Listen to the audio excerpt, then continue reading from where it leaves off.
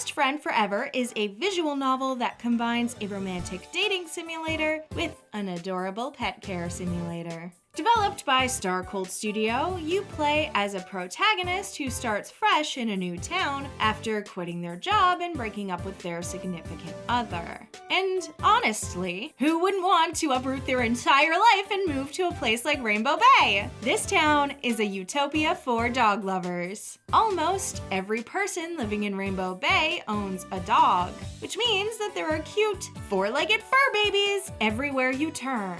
Not only that, but all businesses are pet-friendly. Yep, take your dog grocery shopping, treat him to a puppuccino at the cafe, slap a hard hat on him and bring him to work with you at a dangerous construction site, sing a duet of Hound Dog with him at the karaoke bar. So it's only natural for the first thing our protagonists to do when they arrive in Rainbow Bay is adopt a dog. When we go to the adoption drive, we have 4 beautiful puppos to choose from. I picked the Mutt. His blurry photograph exudes chaotic good energy, and I really vibe with that. I named him Herman. After choosing your forever friend, the vet, Jade, enlists you in a 15-week training program so that she can monitor your progress and make sure that you are bonding with and taking care of your special little guy. Jade will check on your progress at weeks 6, 10, and 15. So if you want to do well at these reviews, you will need to boost your dog's smarts, fitness, trust, sociability, and manner stats. To do this, every week you will have the opportunity to schedule 5 activities for you and your dog to do together to boost his traits. Each activity will boost 1 or 2 traits, so you can customize your week to work on the traits that you desire.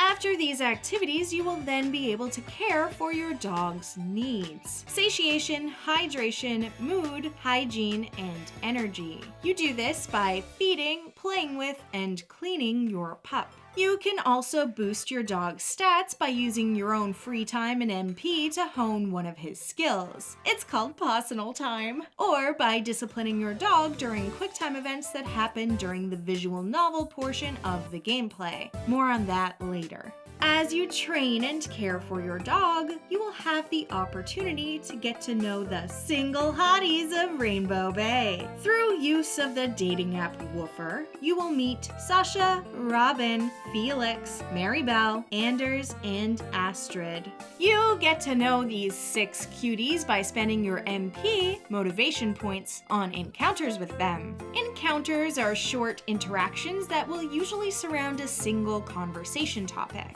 At some point, whoever you chose to speak with will ask you a question. You can either answer honestly or do what I do and tell them what they want to hear. If Anders asks me about karaoke, I'll tell him that such a plebeian activity is not really suited to my refined tastes. If Astrid asks me about karaoke, it's like my favorite thing, girl. How did you know? We have such a connection. That's so weird. After a few positive encounters with one person, you will score a hot date with them. Dates last longer than the encounters and allow you the opportunity to get to know the person that you are wooing. By week 10, you will have to choose someone to be monogamous with. So you can't just fool around with everyone in the town, you floozy. No.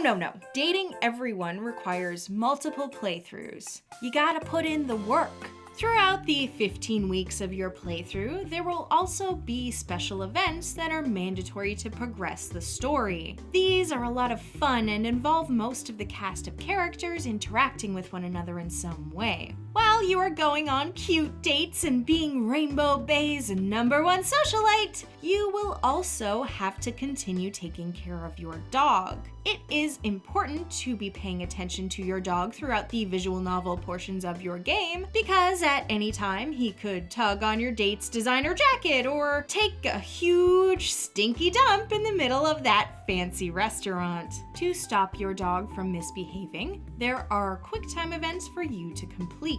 In general terms, completing a QuickTime event will raise your dog's stats, and failing a QuickTime event will lower your dog's needs. So that's the basics of Best Friend Forever. You play the game for the duration of the 15-week training program, in the hopes that by the end of the 15th week you have found true love and your dog has performed so well in his training that he is class valedictorian. Yeah, suck on that boat meal. After playing through this game twice, I can safely say that I liked it. For starters, the visuals are gorgeous, the settings are intricate and well realized, and the sprites are stylish. All of the eligible singles are dreamy fashionistas, and their dogs are quite possibly even cuter. In fact, I had a very difficult time choosing who I wanted to go steady with because, on one hand, there's the handsome Anders with his lustrous, perfectly braided hair, hazel eyes you could get lost in, and sophisticated wardrobe. And I mean, how many lawyers do you know that can rock a septum piercing like that?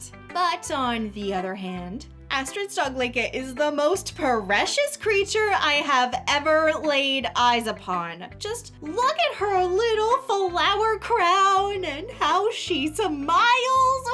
Ooh, I need her. Best Friend Forever's writing was enjoyable for the most part. The banter between characters was fun, if a little corny, and I felt like the character personalities were well fleshed out and unique to one another. I will admit that I did appreciate all the joke music references. Some of them took longer to click with me than others, but that Black Parade reference, ooh, I laughed out loud at that one. I also would be remiss if I didn't talk about all of the different representation in this game. I would like to give a special shout out to the characters Robin, Sasha, and Anders. I hold these three very near and dear to my heart. How many trans characters do you get to see in video games? How many of that already tiny pool are men? How many blind characters do you see? How many of those characters are young or even middle-aged? How many larger women do you see? How many of those characters are the love interest instead of just a poor excuse to write fat jokes? I'm definitely not an expert on inclusion or representation, but if Best Friend Forever got one thing right, it's the existence of these wonderful characters. But probably my favorite part about Best Friend Forever is that your dog is at your side throughout your entire playthrough, and you can pet him anytime you like. Rough day at work? Boot up the game for 5 minutes and watch your furry friend smile as he receives pats after pats. Because he's such a good boy. Yes, he is. Oh, yes, he is. He's such a good boy. With all of that being said, I would be lying if I said that this was a perfect game. Best Friend Forever does have some flaws. For starters, it's a very short game. My first playthrough took me roughly 3 hours to complete. You always have the option to start a new game and date someone new, so there's definitely some replayability here. However, because of the dog events, there's currently no way to fast forward through dialogue or events that you've seen previously. After a few playthroughs, the repetition starts to wear on you. As for the story itself, there's not a whole lot going on. There are only a few story beats for the protagonist, there's very little character growth for anyone, there's very little conflict, and almost no stakes. Everything tends to work out okay.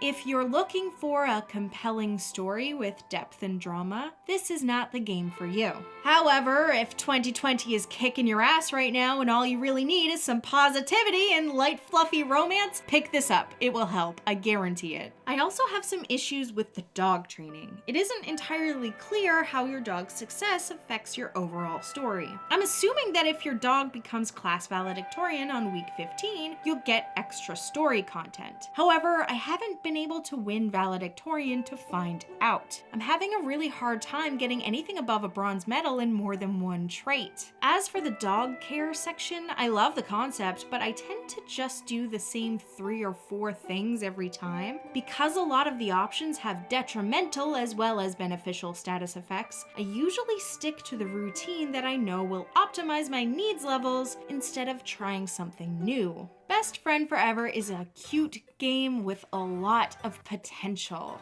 The developers seem to be very passionate about it and are continuing to work on patching the game and adding more content. However, I don't think this game is for everyone. If after watching this review, Best Friend Forever sounds appealing to you, then I think it's pretty likely that you're gonna enjoy it. Personally, while I do not think this game is perfect, I think there's something really peaceful in playing a game where you live in a world where everything goes right for you. Everyone accepts you no matter what your race, sexual orientation, or identity is, and everyone owns a dog. That is it for today, pals. How about you? Have you played Best Friend Forever? What are your thoughts on it? Please let me know in the comments down below. Thank you very much for watching. Thank you for liking and subscribing. And thank you for being unapologetically yourself. I will see you in the next one. Okay, I love you. Bye.